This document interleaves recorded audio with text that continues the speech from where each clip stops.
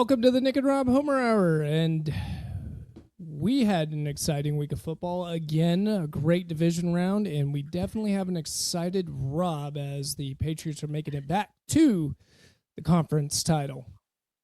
Yeah, for sure. I'm obviously biased with how great the playoffs have been so far this year. But when you look across all the games that we've had one stinker. Yeah, some people might say that the the wild card game that the Pats played against the Chargers was a stinker because it wasn't a lot of points, but it was a tight game. It was still a close game. It's really only the Seattle 49ers game that was a true blowout. So we've had close games all the way down to the wire. I think we've seen I think Caleb Williams has arrived, even though he threw that pick. I think he has arrived. I think Chicago finally has their heir to Jay Cutler? Question mark. And yeah, we've got two very exciting matchups coming up, and I think what's going to be two very close matchups. Yeah, I don't know how close it is, and we're definitely going to get involved we're going to get involved in some key injuries that happen after certain games, but we'll talk about that all and more in our playoff previews. Rob, should we kick it off? Let's do it.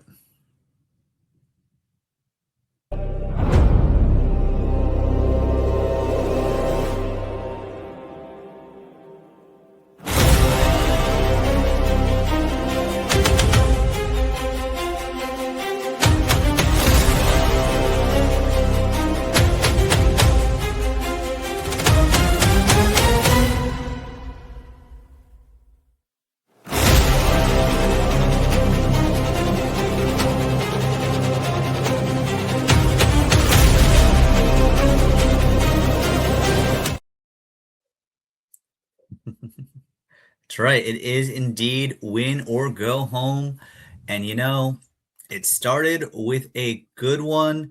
Well, it was a good one as long as you weren't listening to Tony Romo go kind of off the deep end even more with the Bills traveling to the Broncos, and they made it the first of what would be two games in overtime this week. Yeah, it was overtime. Very exciting game. Very, very exciting game. And it was to the wire, a lot of controversy. Everything you could possibly want inside of an NFL game was in this one. And we'll talk about that famous play as well. The big storyline that I got out of it was the overall offense for the Bills was really good. They had 449 yards total offense, which against that Denver Broncos defense is not easy, especially playing No. in an away game out there. And all things considered, I mean, they got 10 for 15 on their third downs. If you were just looking at just pure numbers, you would say that Josh Allen overall had a really good game, a fantastic game, except for the fact that he was responsible for 5 total takeaways and was forced by the five total takeaways and got himself into a bind. But it looked like he got himself out of it, all things considered. And then that big play that a lot of people, Bills fans, I hate to break it to you, I made this joke during our live stream with the Patriots and Rob over a catch and no catch. It doesn't go away. It hurts, and it hurts bad when you get a controversial call. Big play at the end of the game that would have won it for the Bills, but it ended up being a turnover, an interception, not a completed pass that Josh Allen threw, and then the Broncos were able to capitalize it, driving on that field, and in overtime winning 33-30. Rob, what's your takeaways over the overall game, and what do you think? Was that a completed pass or not? So in my mind, if it's able to be an interception, that means it was a catch and down by contact. And during the wild card weekend, we learned all about how important the shin is as part of the body that counts for being down. He was down. He was because you can't say, well, he didn't really have control of it, because honestly, we'll talk about the Booty catch in a little bit, but he had just as much control as Booty did in that one. I don't get it, and I went on this rant during the live stream. I don't care if there's a ton. Well, no one wants a ton of flags, but whether there's a lot of flags or a few flags, all I care about is that there's consistency across the board. Both teams in a game should be called the same way. All teams in the playoffs should be judged the same way. And it hasn't happened this year.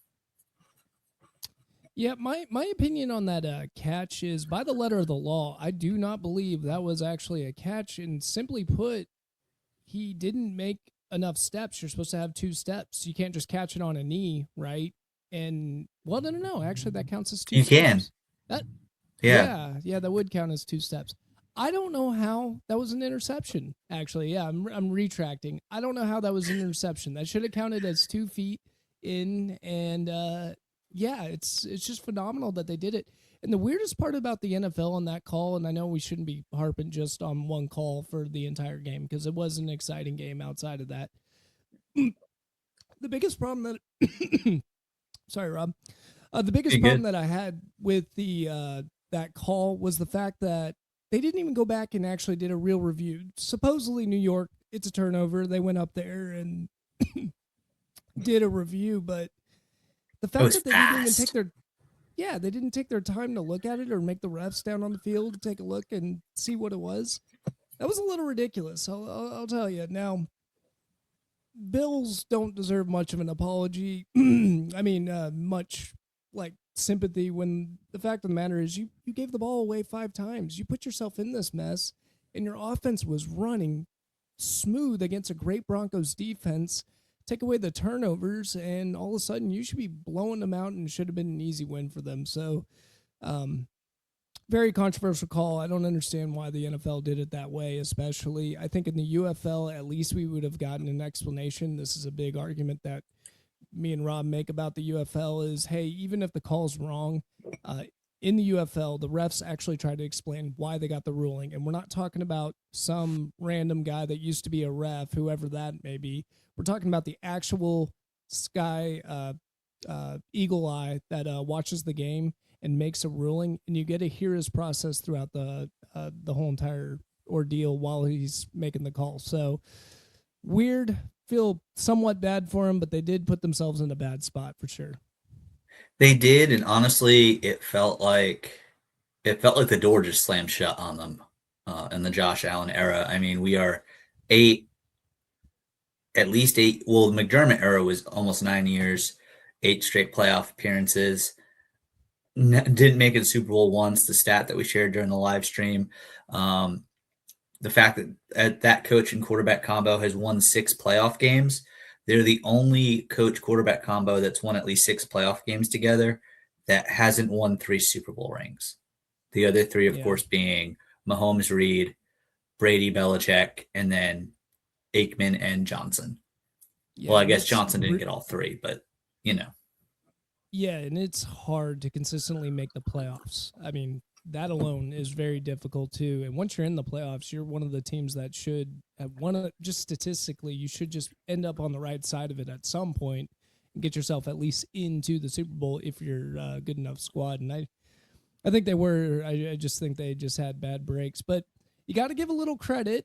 We do have to talk about Bo Nix, who was 26 for 46, 279 yards, 3 touchdowns, 1 interception. Just had a very Bo Nix kind of game. They tried to stay mistake-free, try not to cause too many turnovers, and then keep the game within reach throughout the game. Sean Payton's made it clear as day. He just does not want this offense to make mistakes and let the defense breathe. And that seems to be his style, and it's going to have to be his style next week. But all things considered, it doesn't really even matter because, Rob, you don't even have to analyze Bo Nix anymore because he's out. He's out for the playoffs, and one of the most surprising and depressing news stories I've ever heard of. And just the playoffs. absolutely, it's just so shocking.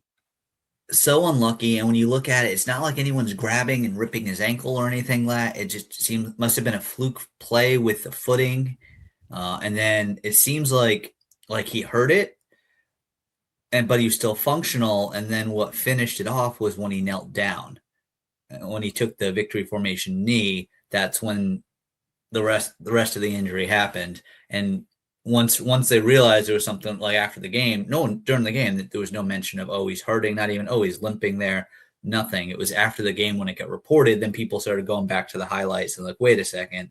It's like, I guess it was this play, and then you can see him limping off the field, putting almost no weight on his leg. And then when they cut, which I'm shocked it wasn't addressed, but when they cut to the quarterback on the sideline, you see him in extreme pain and like bending over, and somehow the game broadcast just completely missed it. I guess I shouldn't be too surprised because sadly the CBS top broadcast has become kind of a joke, which is just too bad. But yeah, so no Bo Nix, but I know a lot of people are like, okay, that's it. Pats are in the Super Bowl. It's not like Jared Stidham is going in there to replace Peyton Manning or Tom Brady or John Elway. He's going in there to replace a very competent game manager, but still someone that's just a game manager that I think averaged like 10 fantasy points a game all during the regular season, something like that. I'd have to look up the exact number, but it was pretty low. I had him on one of my teams, and I couldn't quit him for some reason. So Jared Stidham's a competent veteran. He was one of the first people Sean Payton brought in when he got this job. I wouldn't put it past Jarrett Stidham to step up and have a good game. I'll talk more of what I think they're going to end up doing in that game. I'm not that high on Stidham. There's a reason why he's the backup to Bo Nix, I think. One, we don't have much tape, to be fair. I mean, we just don't. He's got, 4 starts and 1 win on it. So it's really hard to determine if he's good or if he's not, just from our eyes, because we're not there on the practice field.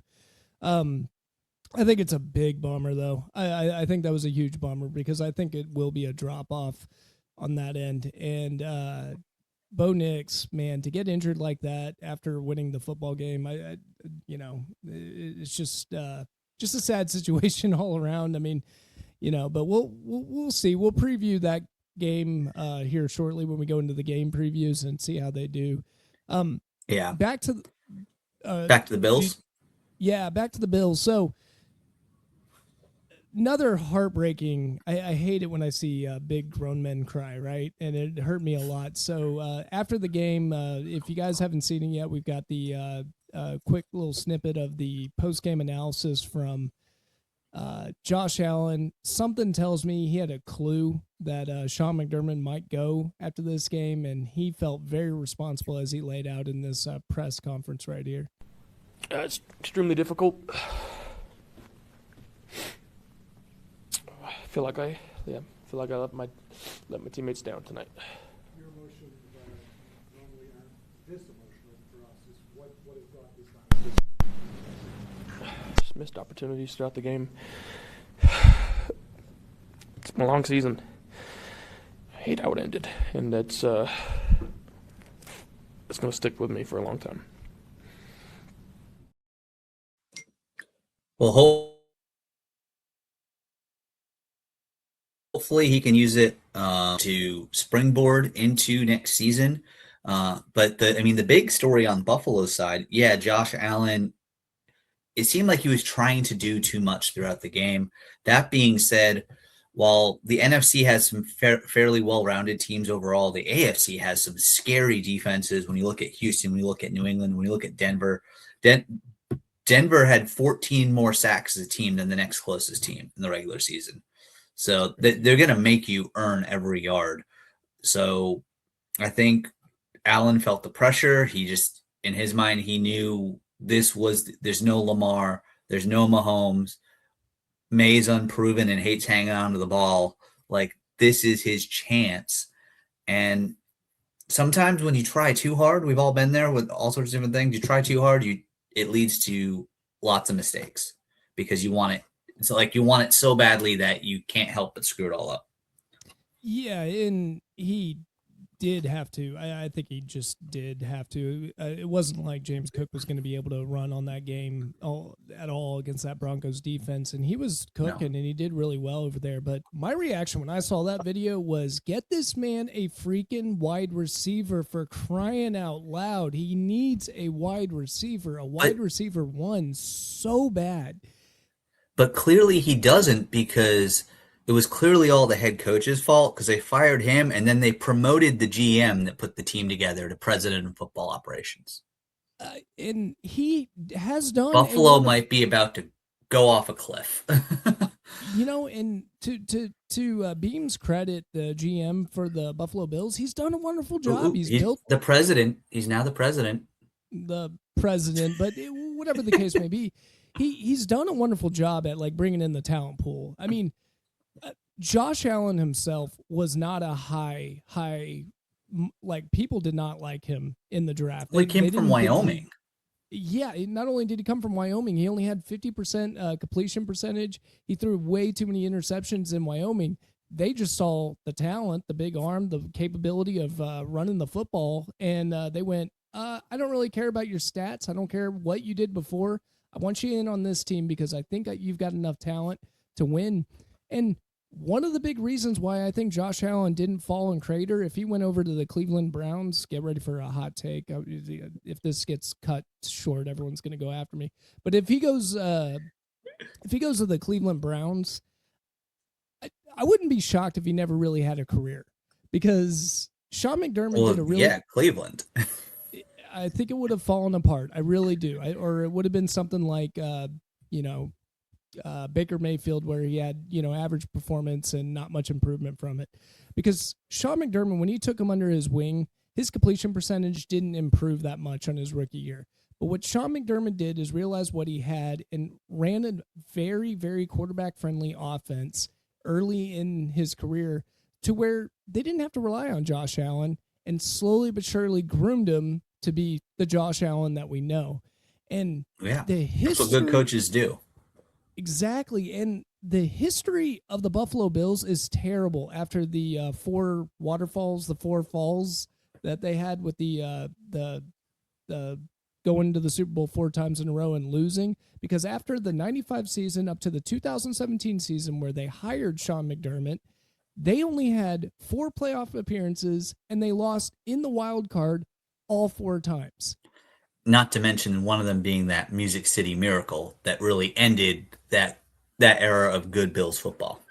Yeah, and it's been a disaster in Buffalo before Sean McDermott took the helm. And when he took the helm, I mean, he has done miracles. If you look at it, he's got 98 wins, 50 losses in the regular season, and supposedly 8 wins in the playoffs and 8 losses in the playoffs, 8 and 8 in the playoffs, which, all things considered is not that bad. I mean, the fact that you got 8 wins, like you said, should get you somewhere in the Super Bowl.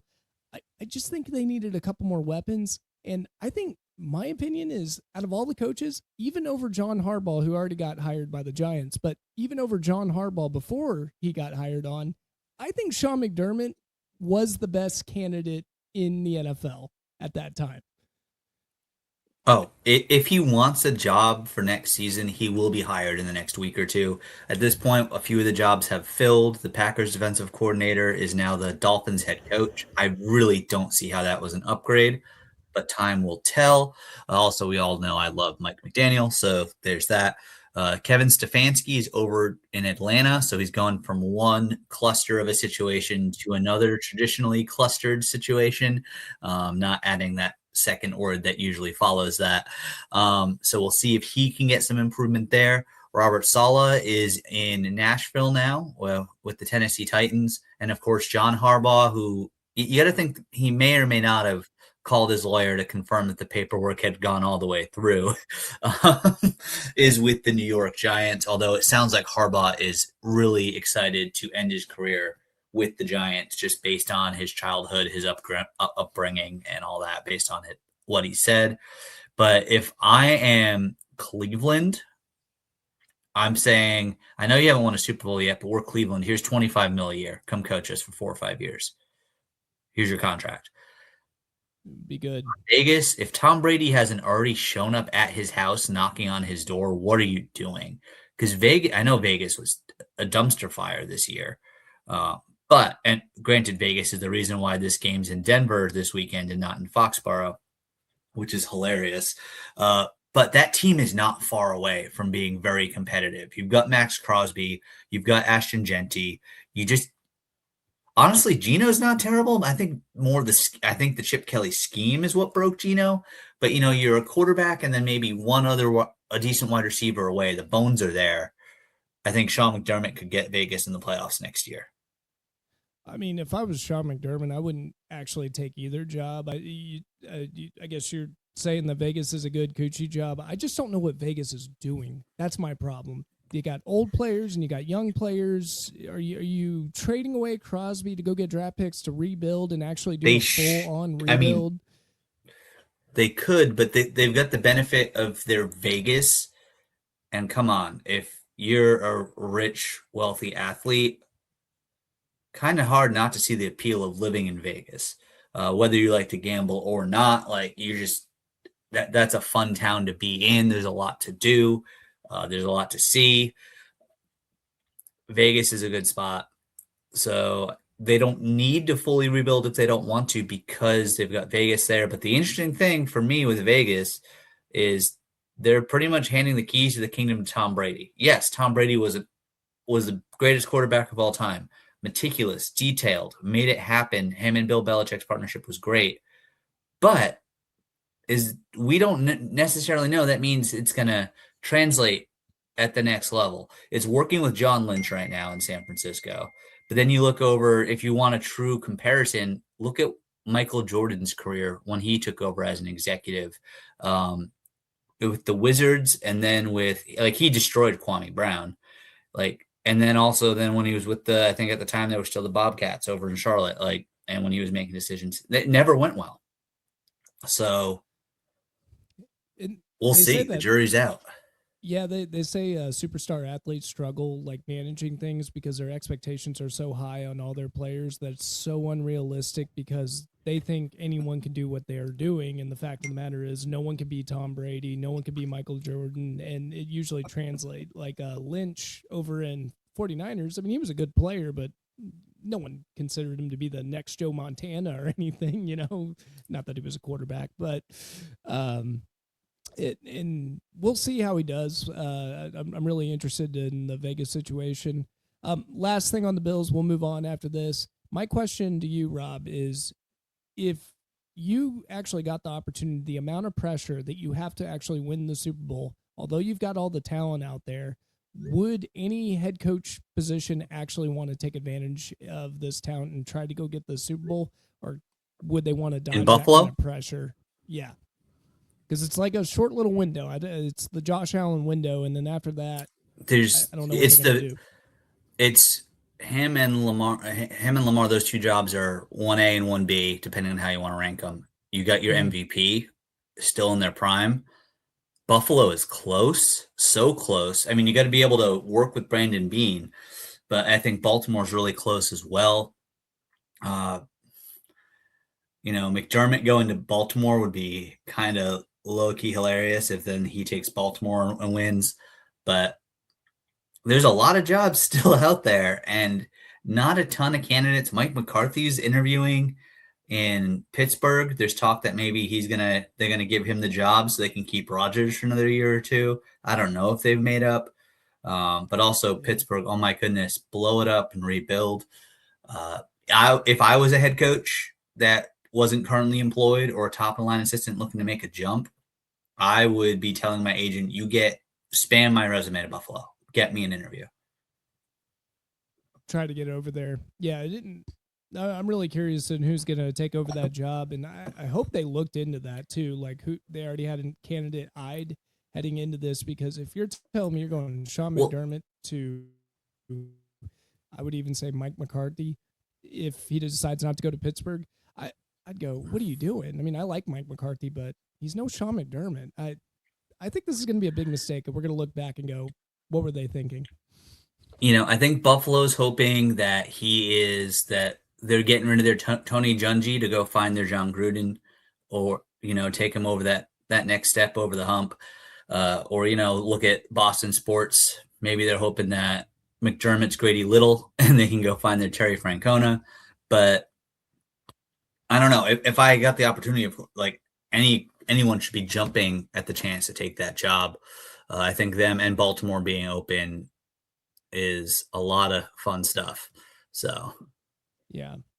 A lot of fun stuff, but there was other football to be had. We'll move on from the Bills Broncos. Congratulations to the Broncos for making the conference championship, and we're going to talk a little bit more about you later.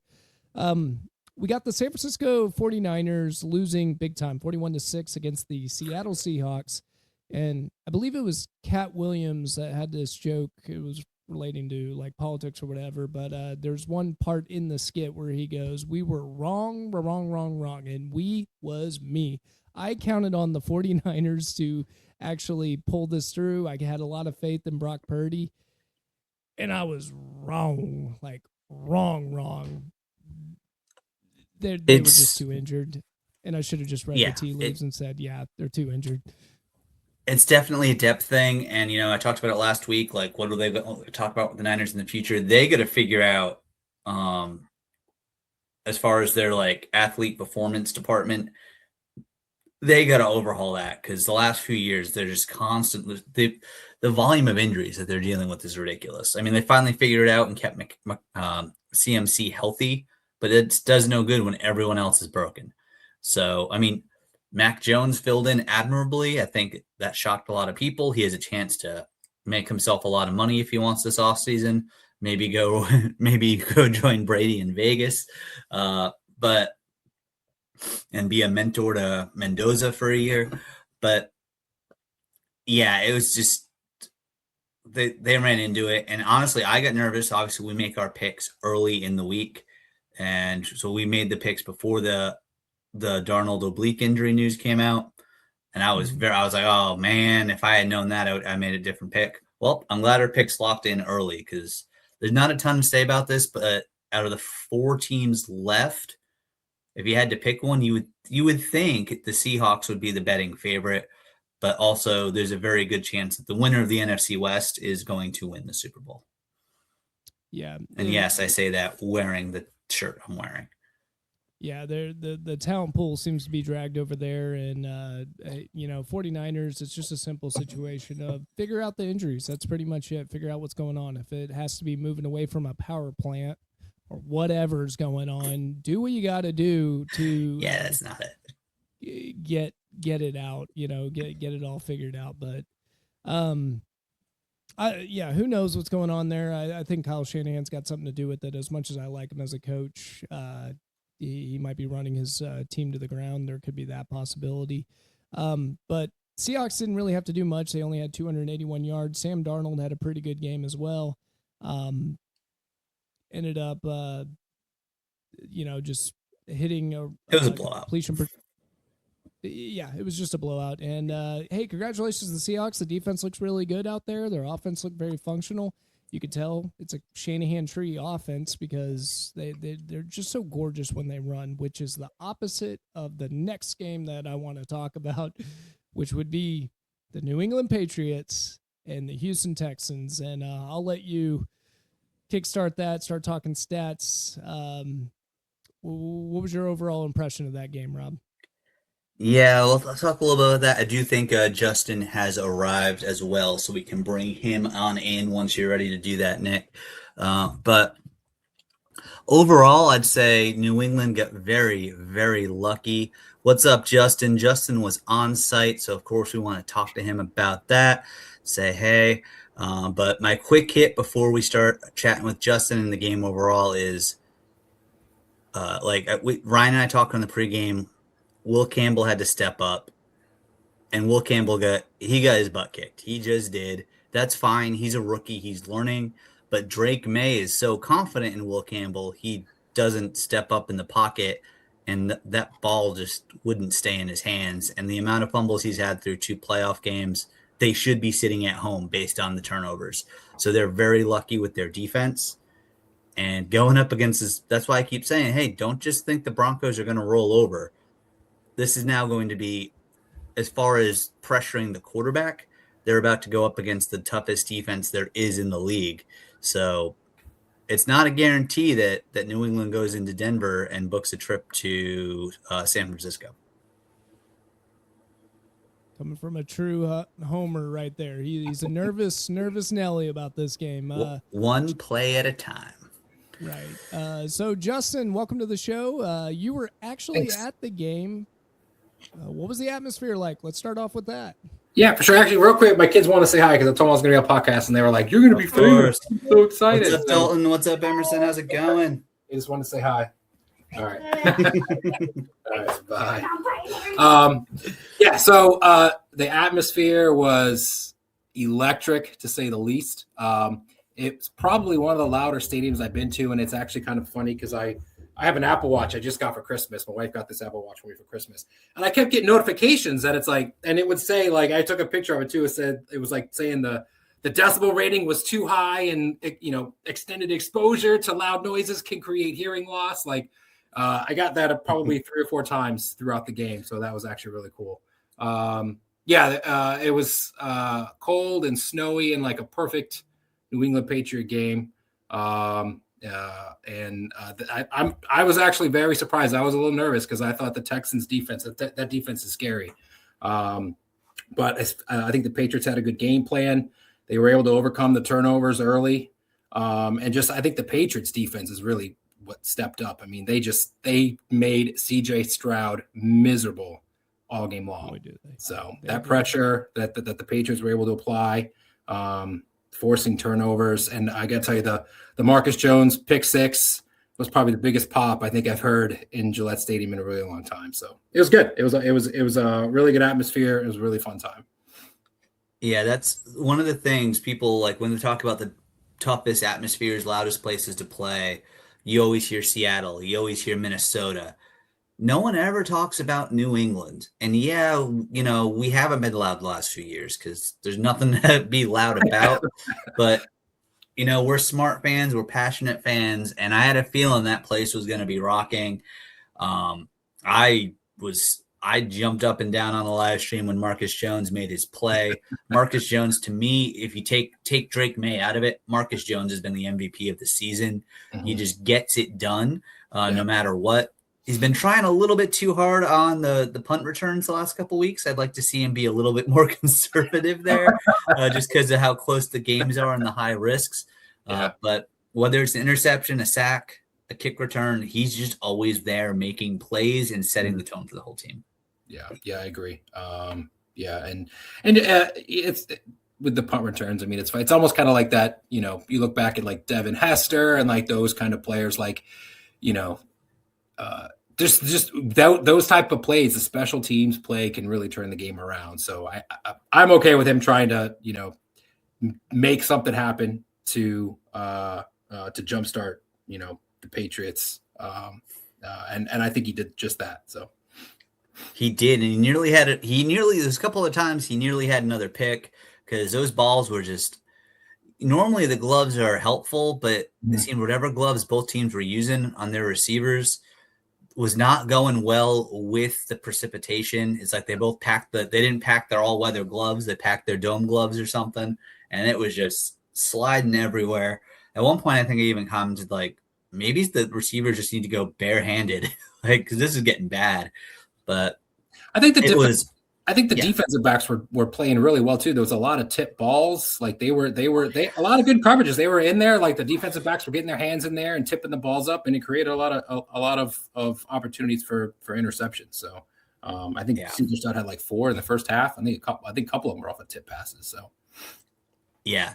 And I got to say, like, from watching it on TV, I was commenting, it seemed like the wet conditions were really affecting the playing field and the footing. Is that what you noticed throughout the game as well? No, I didn't notice that too bad because it wasn't. I mean, it was wet, but it was. I didn't notice any of the footing. I mean, it was definitely wet. Like the environment was wet. It was like that frozen rain. It didn't really turn to snow until like right towards the end of the game. Right.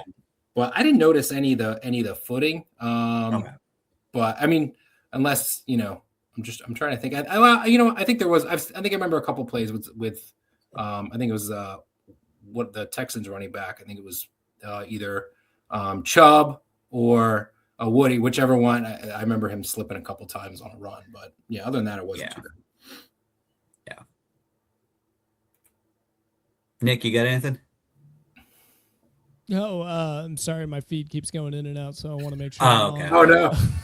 I didn't. I wanted to make sure. Um, I was trying not to hog. If you had questions, I was trying not to just hog the spotlight talking about the Patriots. yeah, I just have a couple questions about the game. Now, I got to watch the game with Rob, and if you ever took a look at your phone, we were actually, doing that live feed. I know some of the Boston fans were jumping in on that. Rob's crew jumped in on the live stream and did some comments over there. Rob, I could tell, was relatively nervous. There were some points where he didn't feel too confident with it, especially how the offense was going. I think you overall had a good feeling, but you just, like you said, Rob, you were taking it one play at a time. How are the fans feeling? Did they ever, in the atmosphere, did you get any sort of nervousness? Because objectively watching it, I wasn't too nervous for you guys. You guys looked like you were dominating that game.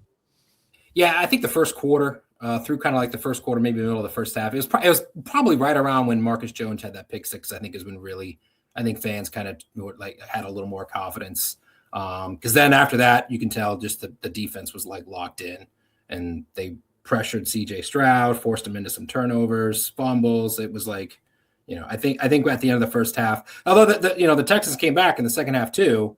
But I'm just trying to remember because it was crazy. But I think by the fourth quarter, I remember by the fourth quarter, I think fans were they were going crazy. They knew that we were going back to another AFC Championship game. So.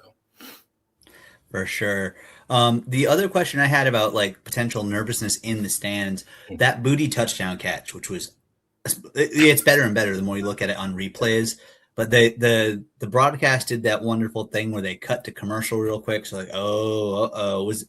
what were the feelings like in the stands? Was there confidence? Was there nervousness? No, it was nervousness. So there was actually, I think there was 3 or 4 plays. I think it was the interception too, where I can't remember who it was who picked it off on the sideline and just Davis. We didn't show any of the replays in the stadium, so everybody's just like, they're not showing the replays. It's going to be overturned, and then they come back and they're like, play stance, and we're just like, wow, okay. Like usually they'll show the replay and kind of let the crowd be like, oh yes, that's an interception or that's a touchdown, and they didn't show any of the replays at all. And they'll show what the ref is looking at under the or what New York's looking at when they're looking at the replay.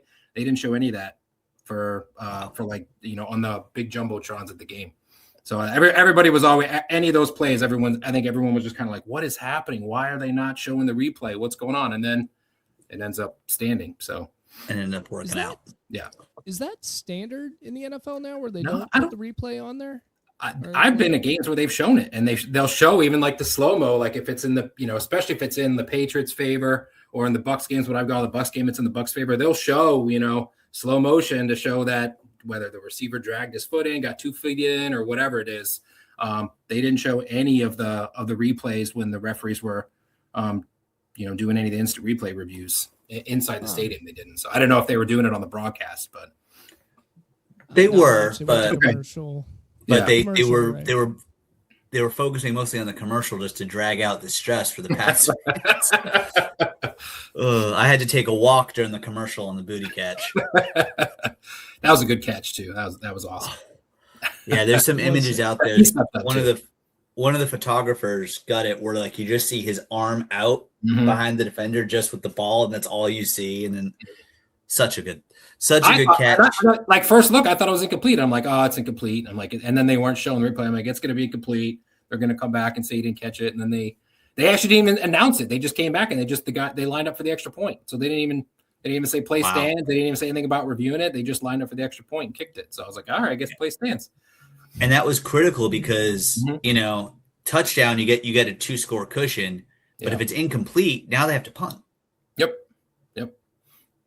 And I was surprised at the end of the game too that the Texans punted with with 3 minutes left, down by 2 scores. I'm like, why are they punting? I'm like, you got to go for it. They did get the ball back with a chance to score. And if they scored, obviously they'd have to kick the extra point. But I was baffled that they actually punted that ball. Yeah. I had a philosophy to that. I think they wanted to get a chance for their actual team to the defensive team, their better scoring team on the field. I think that was their strategy. Yeah, That's a possibility. Yeah. Yeah. for sure. No, it made no So, sense. all right. It made no sense. I don't know what they were Yeah. thinking. Yeah. No. That was, so D'Amico Ryan's definitely, I mean, Houston's got a lot of things in place. They're going to have to solve the quarterback issue. I think CJ Stroud cost himself his extension, and I think he's going to have to earn it next year. But they've got, if the Texans get healthy, like no Nico Collins was huge. Yeah, not having any of their starting running backs, huge. They didn't have Mixon the whole year. The whole year, no Mixon. Yeah. So like the Patriots benefited from that for sure. Yeah. But the Texans, they had a lot of weapons, and I think it's going to be good.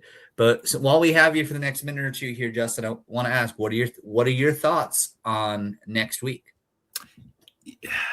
It's so funny because I like went to work today, and there's a bunch of Patriot fans, and they're all just like, "We're going to the Super Bowl." And I'm like, dude, don't sleep on the Broncos, man. I'm like, I know, and the Patriots they should be familiar with Stidham. Like, I know he didn't play all that great when he was with New England, but when he had a small stint with Oakland, he played pretty good.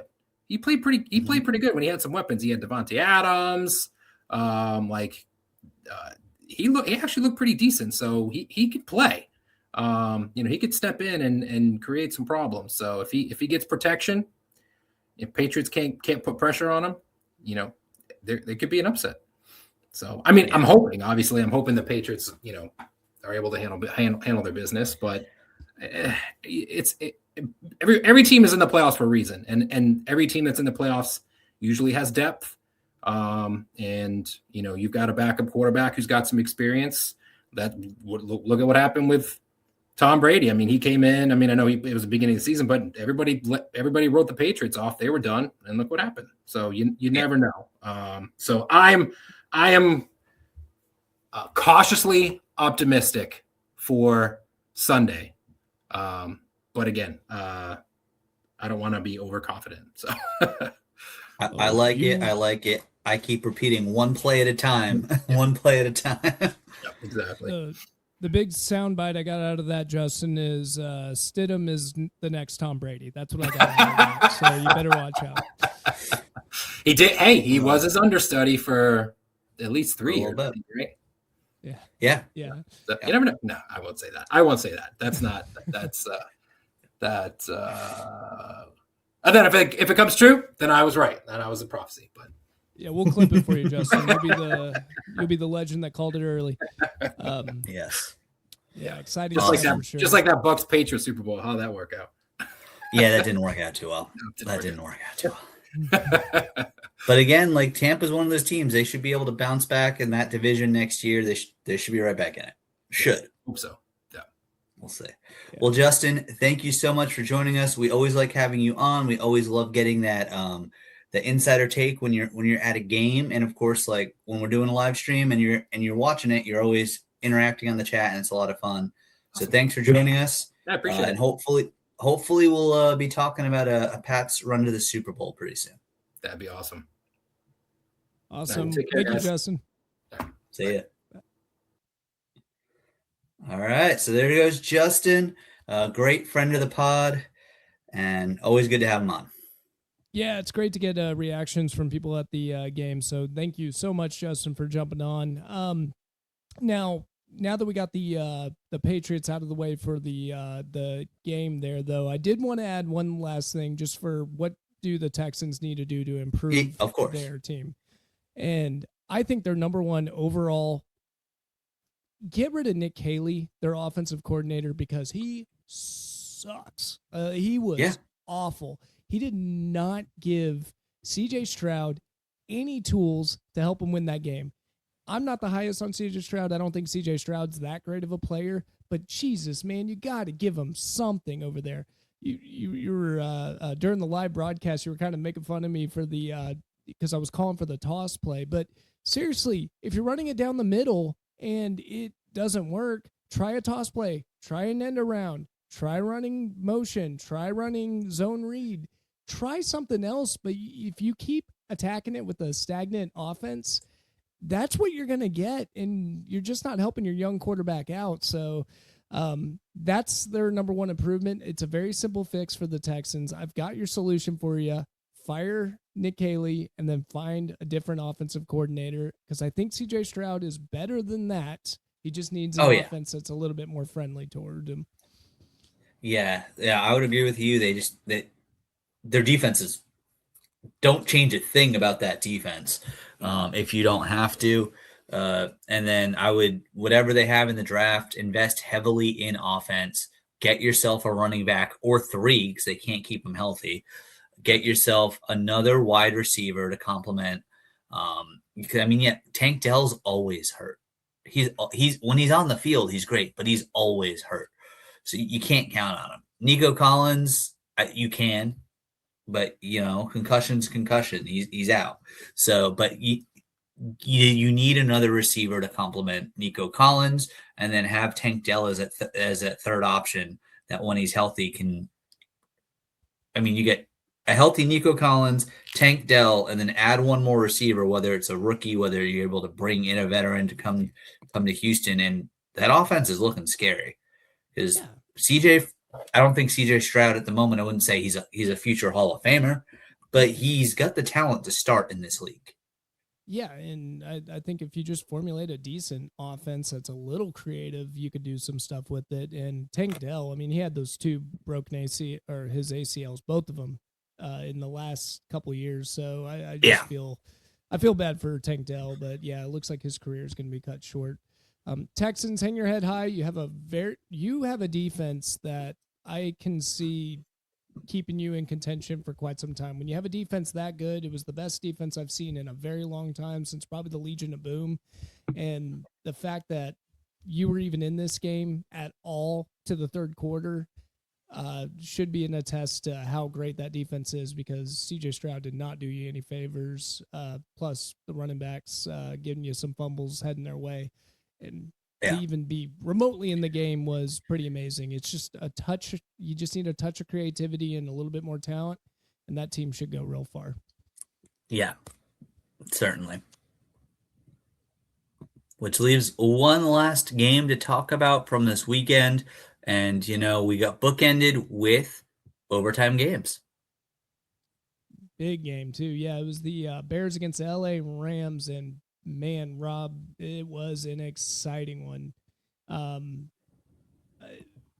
Considering the weather, I would say that was a hyper high scoring game, with it being, 1 degrees, like wind chill of 0 out on that field. Yeah. I know we were talking about the New England weather, and I was like, well, 35 degrees to these guys is just not much. But when you get to 1 degree, I don't care who you are, that's cold. That's cold. Makes it hard to function. I did notice that, like I mentioned on our live stream, often they'll have hot beverages like chicken broth and stuff on the sideline. I don't think it was cold enough for that to happen in New England, but there was sideline shots in Chicago, and you had one big jug of hot chocolate with marshmallows to put in on the side, and then a big jug of chicken broth as well, so they could get their temp up, and get hype.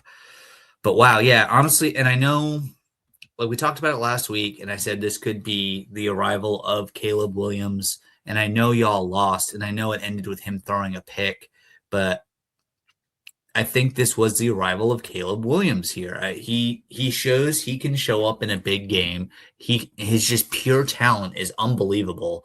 That it's a shame that epic touchdown pass where off his back foot, after on a broken scramble drill, essentially, he runs backwards a bit, and then off the back foot, just one hand, just 50-yard flick like it's nothing. It sucks that got ruined by, I think, DJ Moore on that game-ending pick. I think DJ Moore really didn't run an aggressive route. When you look at it, it's like there's no effort put in. Like he had no thought that the ball was even going to go to him, and then pick. And then it's just done from there.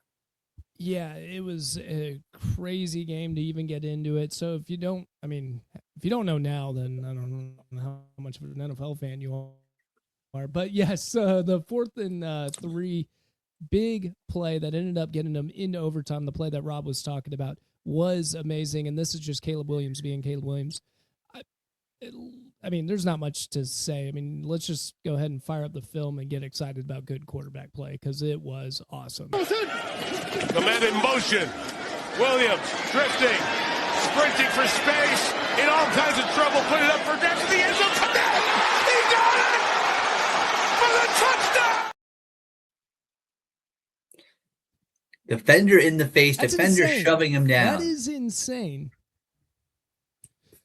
Yeah. Bam. And he's They able have to get that off. And I've heard a lot of people. Go ahead.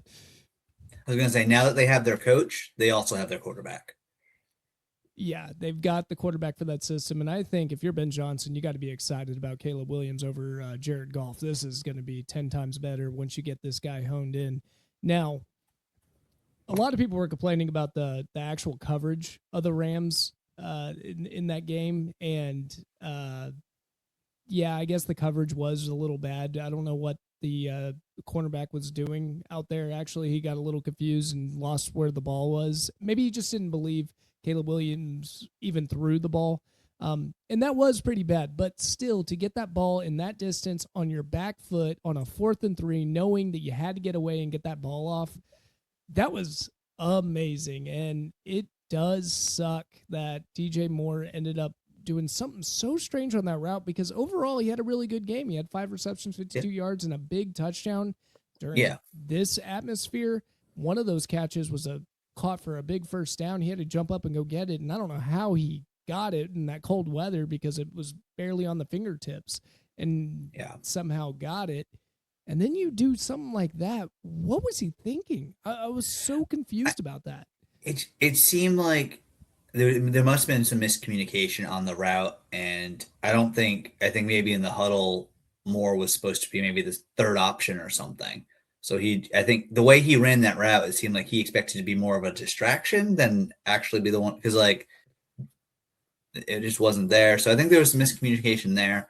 But I think ultimately, if you're Chicago, what an amazing year in year one under Ben Johnson. Everyone knew he knew how to do offense, but like can he coach? Can he? And instead, he brought passion. He brought look the energy he brings to the divisional games. How it seems like he wants to just run across the field and take out anyone wearing a Packer jersey. Like that's awesome. That fire, that passion's there. Chicago's excited again, and they should be.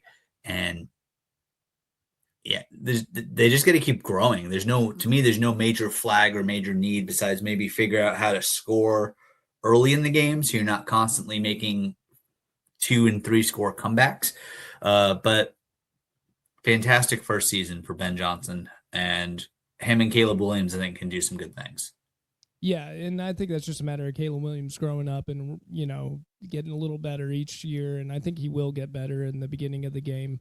And having a good coach versus he's got Eberflus. one.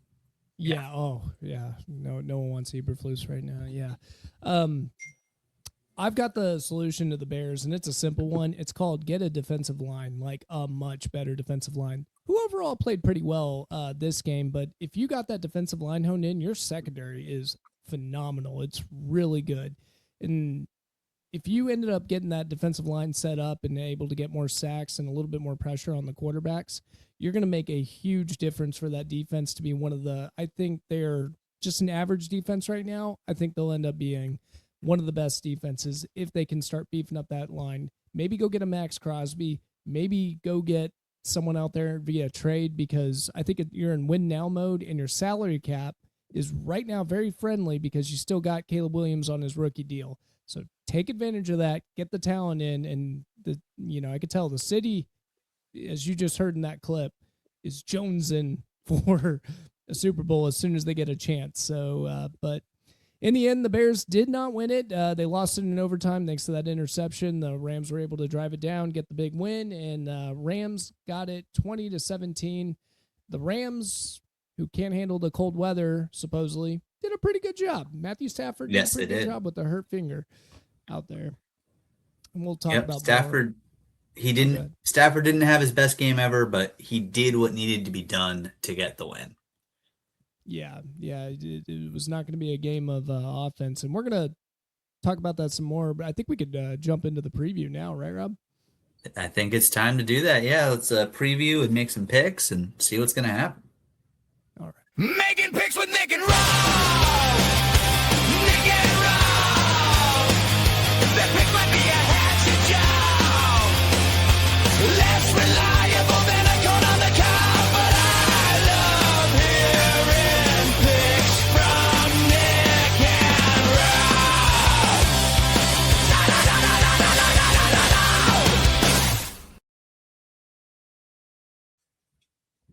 Rob, I'm back to being the corn on the cob. It's better than me again. After that. Yeah, we had some flops in their picks for this last weekend. I mean, Patrick was the biggest one. He went from a perfect wild card round to an 0 for division round. But it's tight, and with the point system set up, anyone can still win this thing. Yeah, we got the next conference round. All the picks in the division round, we're going to be awarded 2 points for each one you got right. In the conference round, it's going to be 3 points. And Ryan's in good shape with 1 point lead over Rob. So not only are the Patriots winning on the field, the Patriot fans are dominating the pick'em right now. Deshaun's hanging in there with 9 points, and then you get into our mess. That's me, Stefan, and Patrick in dead last with 6 points over. But hey, what are you gonna do? You can't get them all right, but we'll see. We got a conference round, and I think we're gonna make it entertaining going into this, because I'm not gonna be picking for which team I think will win. I think I'm gonna be picking based off of how to get back up to that leaderboard. For sure, that makes sense. And the first game that we have, so now we're down to only 2 games left. A lot of people will say this is the best NFL weekend of the year because of it's going to be 2 such high quality games. I think the playoffs have been fantastic all the way through, and we're going to have another 2 really good ones coming up. And the early game is going to be, that's at 3 Eastern, 2 Central, is going to be New England heading out to Denver to take on the mighty Jarrett Stidhams. The mighty Jared Stidhams. And the Patriots are going to be started the book off at just 3.5, and it has been climbing because everyone's betting against Jared Stidham. So right now it's up to 5.5, and don't be shocked if that spread gets a little higher. I know Rob doesn't like that feeling, but America is trying to sway this thing to making the Patriots the biggest favorite. And you have a lot of Patriot fans out there betting too. They have a little cowboy syndrome in the betting markets, where Patriot fans like to jump in and bet on their team. Yeah, but Stidham has been Sean Payton's handpicked veteran presence in this for this team since he came. He was one of his first players he brought in. He loves Stidham and what he can do, and clearly Sean Payton doesn't believe Jarrett Stidham is going to lose you a game. And with that Broncos defense, you don't need, Bo Nix is not the quarterback that goes out and wins you a game. It doesn't need to be. He just has to not lose you a game, which Bo Nix was very good at this year. And that Broncos defense is wow, it's scary. They get after the quarterback. They hit the quarterback. They had, like I said, first place in sacks, 14 more than the second place team. That's a huge margin. And then you look at someone like Will Campbell, who has struggled since he's been back from injury. Granted, he's come back in and had to play some top tier talent, but welcome to the NFL. It's what you signed up for. So, and then Drake May's just, I was calling it stubbornness on our live stream. The complete stubbornness he has of staying way too, it's funny to think about it, but staying too calm in the pocket. He's too trusting in his linemen, especially Campbell, that they're gonna give him time to throw, and there's no alarm bell saying step up in the pocket. It isn't there, and the Pats were lucky. Yes, they were the better team on Sunday, but they were, with the amount of turnovers they've had the last 2 weeks, they are so lucky to still be playing and not be golfing right now. Yeah, but they are not golfing. They're in the AFC Championship. Doesn't matter how you get there, just get there. And they are going through a gauntlet of defense. First the Chargers, then the Texans, number 1 overall defense, and now the Denver Broncos, who have a great squad at sacking the quarterback. That's my number 1 concern for the Patriots. I mean, it's just a matter of can the offensive line block? But I think when you play a game like that against the Texans, and as disastrous as it was, I think just building that experience against great defensive ends like that, I don't care who it is. It's not going to be a Will Anderson on the on the outside that's going to be, that psycho good. I just think he's cut above a lot of players in the NFL. It should have helped them build a little bit of experience against these kind of defenses, and at this point, I think they're going to be able to handle it just a little bit better on this. The Denver Broncos, I think the exciting part of this game that I really want to watch, because as much as Kaylee's not a creative offensive play caller, Sean Payton is. And I can't wait to see what Sean Payton's going to try to dish out in this game. I think you're going to see end arounds. I think you're going to see the flea flicker. I think you're going to see a hook and ladder. I think you're going to see all these plays, goofy plays to try to keep Stidham not to be the guy standing back there and just taking sacks all day. And he's going to make it as entertaining as possible to try to get Stidham as much help as possible, try to get the ball in RJ Harvey's hands, try to get it in Sutton's hands, and hopefully in his mind, Stidham does not have to do much in this game. I think that's going to be his game plan heading into this, and we'll see if it works, but I just think the New England defense is just way too good, especially that secondary. But if you confuse them, that's your best shot you got at it, especially with the young quarterback. Yeah, and especially when you look at that New England Patriots secondary, Christian Gonzalez is real good for sure. Carlton Davis can be very good. He had a really good game on Sunday with the picks that he had, but also Carlton Davis can get aggressive and draw too many flags.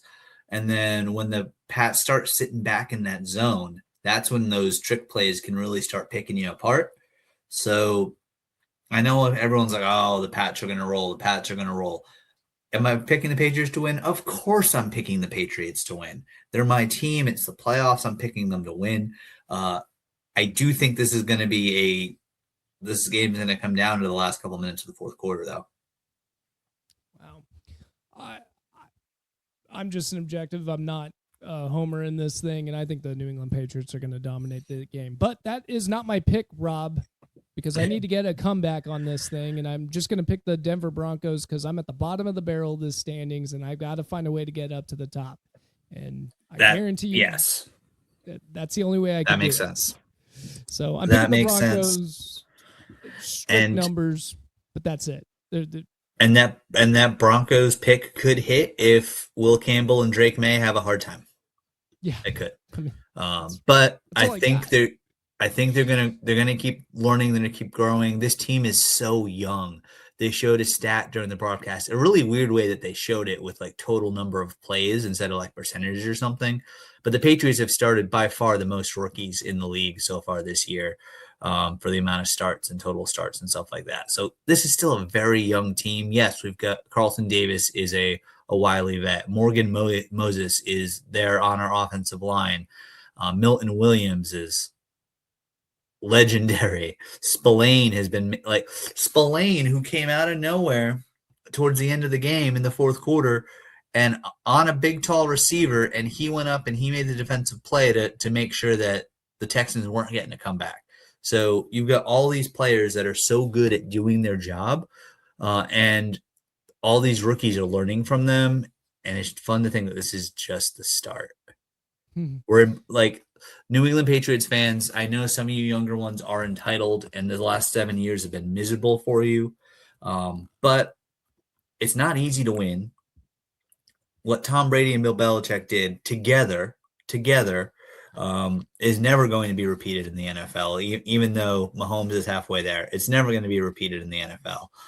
And the fact that we're already back and in contention, whatever happens from this moment forward, win or lose next week, win or lose in the Super Bowl, we're playing with house money now. Yeah, but one of the scariest teams out there are the young and dumb ones, Rob. The young and dumb ones that They don't know what it takes. They're just out there playing.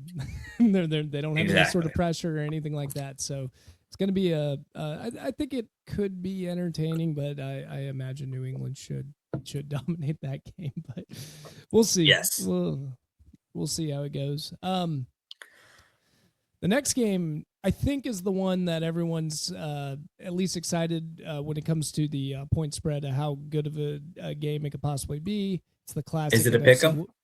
It's essentially a pick'em. I had to pull it up. Last time I saw it, it was Seahawks favored 2.5. Let's see, Seahawks versus LA Rams spread. So last time I saw it was 2.5. It looks like it stayed 2.5. So it's still 2.5 points going into this game. Seahawks favor 2.5. They're home. They took away their home field advantage. It's normally you get spotted 3 points, but which indicates to me that Vegas is just counting on this being a pick'em game. You got the Rams, high potent offense, the Seattle average offense with a great defense, and then the Rams with an average defense or top 10, but not the juggernauts that are like Texans or Denver or anything like that. They're good, but they're not great. They kind of remind me of Buffalo in that regard.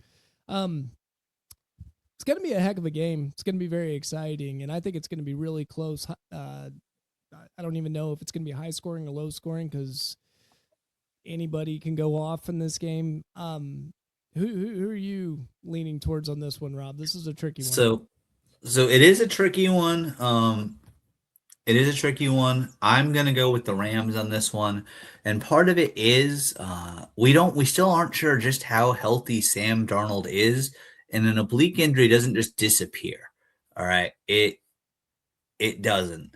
So it's going to be one of those where are they managing his pain level? Is he still able to make the throws? Is he going to have time to make the throws? Are his receivers going to step up? We'll see. And this is a game where in this season, so they split it, and it was crazy close. When they were at the Rams, they won 38-37, and then when they were at home, they won at 38-37, and then earlier in the season when they went to LA, they lost 21-19. So both of those games with a combined spread of a point. They've had a 1 point differential between the two of them over 2 games. So it's going to be awesome. I think I would lean more towards the veterans that have been there before. Sean McVay, Matthew Stafford, Puka Nacua, who hasn't been there before, but he's just. But is just. I think he should be getting more. I think he should. I know he's not a quarterback, but I think he should have been in the conversation for MVP. What a year he's had. So Seattle's defense is unbelievable. I think it's the best defense in the NFC. But you're playing against we'll the see. Best offense. I mean, this thing cooks. Yeah, I actually I would like to pick the Rams because I did see both of those matchups, and the one that the Rams won, they just won, because they just outclassed them. A lot of people don't talk about the Seahawks win over the Rams, though. They had a crazy comeback with a punt return and some fluky, weird plays that got them back into that game. They were dead to rights in that game and heading into the fourth quarter, and the Rams just blew it. They just blew it with just bad special teams and some weird sloppy turnovers that got the Seahawks back in the game. The reason why I remember that game is because I needed the Rams to win, and they blew that game in a little picking thing that I had going on at work, and it made me really mad. I overall just didn't think that the Seahawks played well in that one. I think the Rams match up really well against the Seahawks. They're very familiar with each other, and the Seahawks are a little weird. They don't actually struggle more at home than they do away, which makes no sense. I know it's hard to say after that 49ers game, but it makes no sense in that loud environment. But statistically, they just struggle. The point differential actually goes down when they're at home. So I would love to pick the Rams, but you did. I've got to zig again, and I'm going to go ahead and pick the Seahawks. I'm a little concerned about the oblique tear. I'm concerned with everything. I would put all my money on the Rams to win this thing, but I just don't. I got to pick the Seahawks because I got to climb back into this thing, Rob. For sure. And I think whichever team wins this will be the favorite in 2 weeks from now to win the Super Bowl. We'll see if it actually happens. Um, we'll see. But yeah, I mean, I really like the thought of Rams Patriots round 3. I think that'd be a lot of fun. Yeah, it should be exciting. It's going to be a rematch no matter what happens for the Patriots. You got the Seahawks or the Rams, but it's going to be an exciting week of football for sure.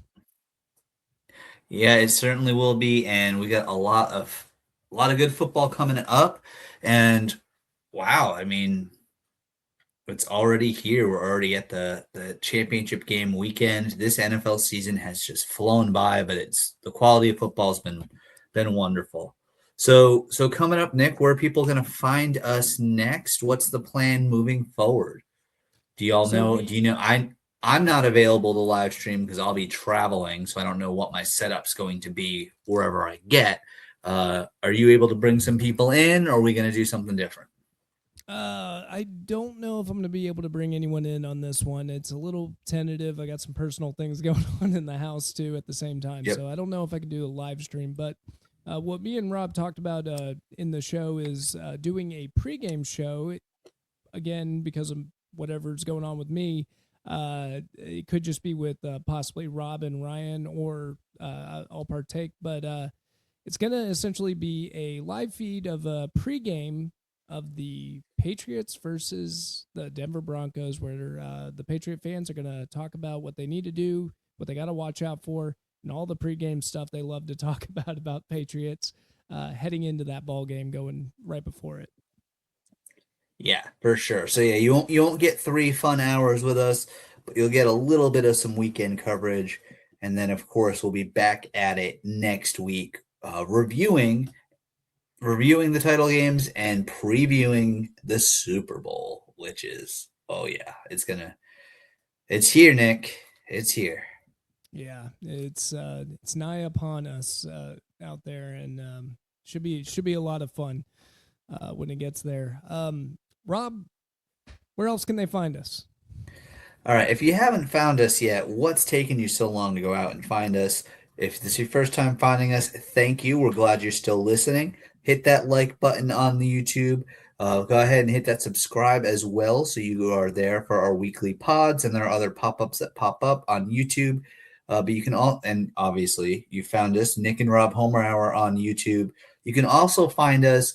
Just search Nick and Rob Homer Hour on Instagram and TikTok as well, and our accounts will pop up there. We share a lot of shorts on the TikTok, and then we just get a lot of good, fun content interaction going on our Instagram. So please go ahead, give us a find there. And if you've enjoyed us, please go ahead and share us with a friend as well. We'd appreciate it.